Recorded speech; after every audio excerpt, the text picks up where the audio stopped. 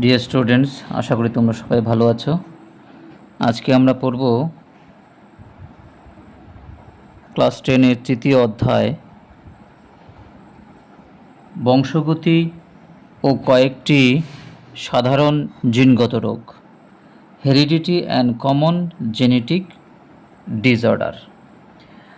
তো এই চ্যাপ্টারটা শুরু করতে হলে আমাদেরকে প্রথমে জানতে হবে বংশগতি কাকে বলে।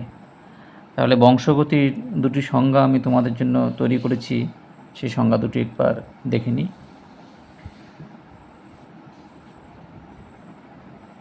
জননের মাধ্যমে এক প্রজন্ম থেকে পরের প্রজন্মে বৈশিষ্ট্যের সঞ্চারণকে বংশগতি বলা হয়।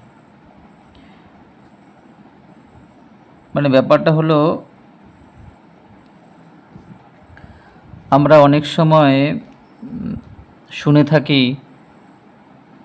কোনো ছেলে বা মেয়ে, তাদের সম্পর্কে বলা হয় যে ছেলেটি বাবার মতো হয়েছে, মেয়েটি মার মতো হয়েছে। এগুলো কিন্তু বংশগতির জন্য হচ্ছে। তাহলে আমরা দ্বিতীয় সংজ্ঞাটা একবার দেখে নিই, তাহলে আরেকটু ক্লিয়ার হবে।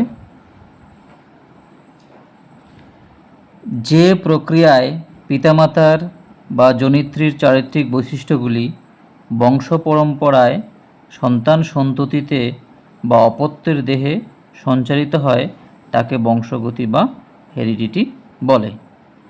এবার এখানে দেখো, জনিত্রীর মানে জনিত্রী জনু আছে আর অপত্য জনু আছে। মনে রাখবে, বংশগতিতে বাবা মাকে বলা হয় জনিত্রী জনু এবং সন্তান সন্ততিদের বলা হয় অপত্য জনু। তাহলে বাবা মার বৈশিষ্ট্য অপত্যে সঞ্চারিত হওয়ার ঘটনাকে আমরা বলবো হেরিডিটি বা বংশগতি, হিন্দিতে বলে পরম্পরা। এখানে আমাদের একজন বিজ্ঞানীর নাম অবশ্যই মনে রাখতে হবে, যাকে বলা হয় বংশগতির জনক, গ্রেগর জোহান মেন্ডেল। বংশগতির জনকের নাম কি? Gregor Johann Mendel. এবার আমরা আরেকটি গুরুত্বপূর্ণ বিষয়ের সংজ্ঞা দেখে নিই। বিষয়টি হলো প্রকরণ বা ভেরিয়েশন।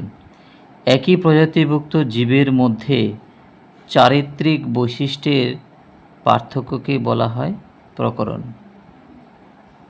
আরেকটু ইলাবোরেট করে যদি বলি, তাহলে সংজ্ঞাটা এরকম দাঁড়াবে: জিনের মাধ্যমে বা পরিবেশের প্রভাবজনিত কারণে একই প্রজাতিভুক্ত জীবদের চারিত্রিক বৈশিষ্ট্যের যে পার্থক্য লক্ষ্য করা যায় তাকে ভেদ বা প্রকরণ বা ভেরিয়েশন বলে। মানে দেখো, একটা জিনিস, আমরা একই বাবা মার সন্তান, ভাই বোন আছি, কারোর সাথে কিন্তু কারোর চেহারার মিল নেই। এই যে পার্থক্য থাকে, বাহ্যিক যে পার্থক্য থাকে, সেটা আভ্যন্তরীণও হতে পারে, সেই পার্থক্যটাকেই আমরা কিন্তু বলবো ভেদ বা প্রকরণ। অনেক সময় যমজদের মধ্যে বাহ্যিক দিক থেকে কোনো পার্থক্য লক্ষ্য করা না গেলেও কিন্তু ওদের কিছু না কিছু ক্ষুদ্র পার্থক্য হলেও থাকবে। এটাই হলো প্রকরণ। এই প্রকরণ সৃষ্টির পেছনে মূলত দুটি কারণ থাকে। নাম্বার 1 মিউটেশন এবং নাম্বার 2 জিনের পুনঃসংযুক্তি। মিউটেশন কাকে বলা হয়? আমাদের ক্রোমোজোমের বা জিনের হঠাৎ কোনো স্থায়ী এবং সঞ্চারণযোগ্য পরিবর্তনকে বলা হয় মিউটেশন। আর জিনের পুনঃসংযুক্তি কি? ক্রসিং ওভারের ফলে ক্রোমোজোমের যে দেহাংশের বিনিময় ঘটে, আমরা আগের চ্যাপ্টারে পড়েছিলাম, এর ফলে ক্রোমোজোমটা নতুন করে সজ্জারীতি লাভ করে। একই বলা হয় জিনের পুনঃসংযুক্তি। তাহলে মূলত এই দুটি কারণের জন্যই জীবদেহে প্রকরণ তৈরি হয়। তাহলে আমরা গুরুত্বপূর্ণ দুটি পরিভাষা জানলাম বংশগতি চ্যাপ্টার থেকে। এইভাবে করে ধীরে ধীরে আমরা আমাদের পরবর্তী ক্লাসগুলো এগিয়ে নিয়ে যাব। তোমাদের যদি কোনো জিজ্ঞাসা থাকে অবশ্যই করবে, আর বন্ধুদের মধ্যে ভিডিওটি শেয়ার করে দিবে, লাইক কমেন্ট শেয়ার করবে। Tata, bye bye.